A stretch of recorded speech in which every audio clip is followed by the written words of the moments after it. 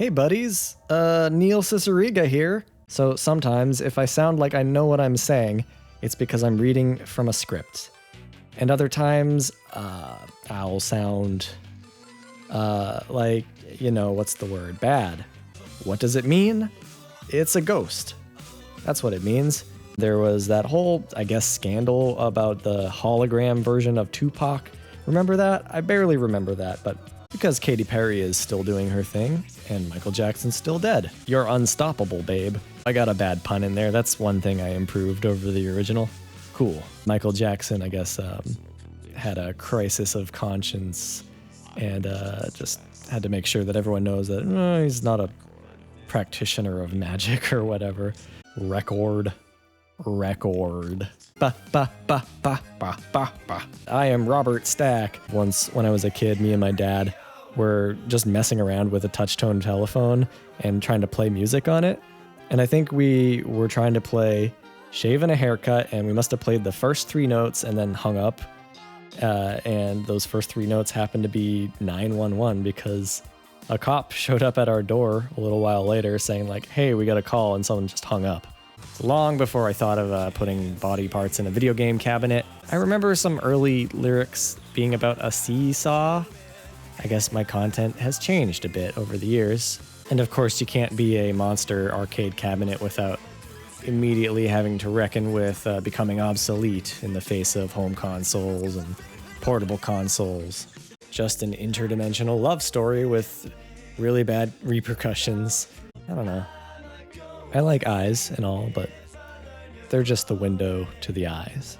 Sometimes I'll throw a blanket over my computer. Boom! Wow! And if you pick it up and you shake it, it sounds very warbly and very spooky. I highly recommend listening to all music in this way. Everyone always compares this glockenspiel part to the theme from Rugrats, and I disagree. It's clearly supposed to evoke Take Me There by Blackstreet. Totally different song. I really like the pitched up la la las in the right channel. They sound like cartoon cats. Does anyone remember statues that cried blood? That was a thing. I just wanted to get it in there. Justify owning a harmonica. And an old guy would willingly eat nothing but honey until he died, so that he could be buried in a coffin full of yet more honey. And after 100 years, he would just kind of turn into a confection with incredible healing properties. It's sort of like being an organ donor. Hey, so I have this theory. Do you like honey?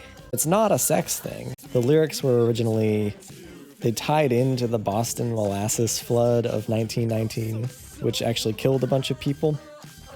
And the premise would have been about how on the 100-year anniversary of that, these jars of sweet liquid cure-all would start turning up, being sold on the streets of Boston. And yes, I finally got to use the word panacea in a song. Sweet bod.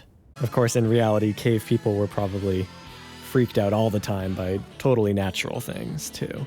This song is called Soft Fuzzy Man, and that's something that me and my wife now call our cat. Hello, Sally. Hello, Susie. Let me float your way and introduce me.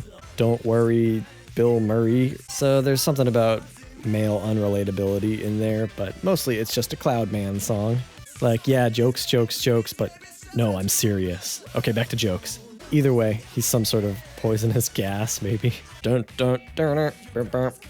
all I really wanted to do was say things like, don't talk about the internet in an unhinged manner. I just want to say that I really like my dad, and we get along very well, and he was never ever like the dad in this song. This nightmare dad is just a character. He's a human. You're a mermaid.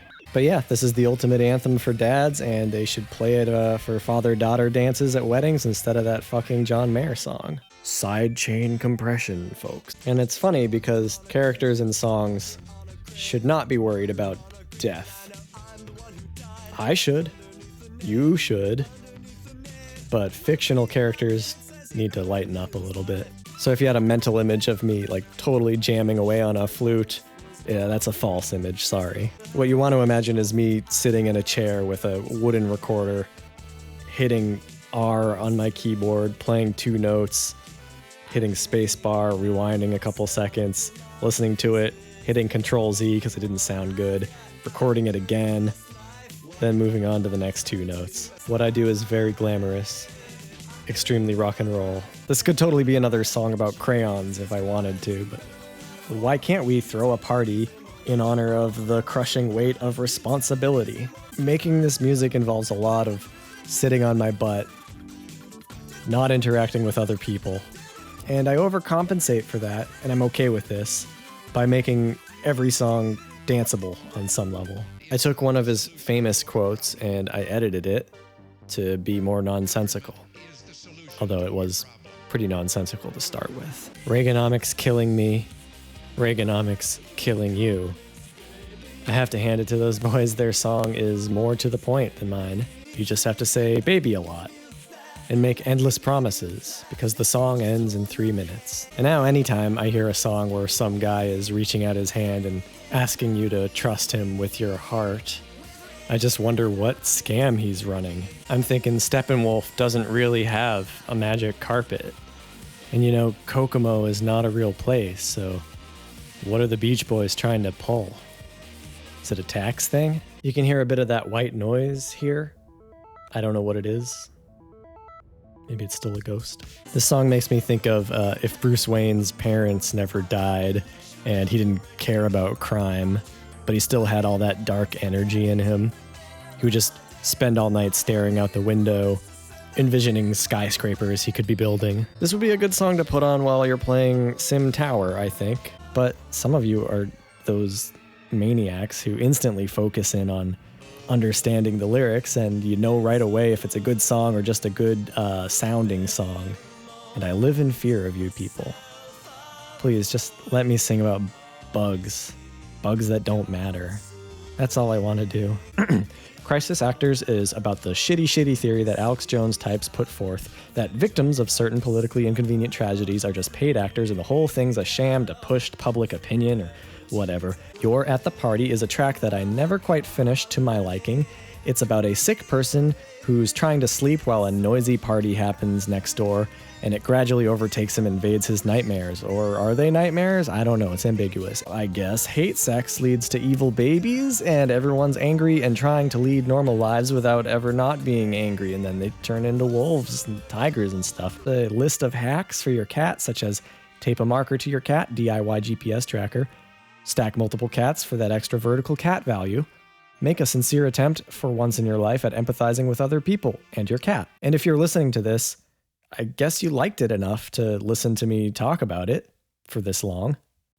And I'm extremely lucky and grateful that there are people like you who listened to this album and actually felt something.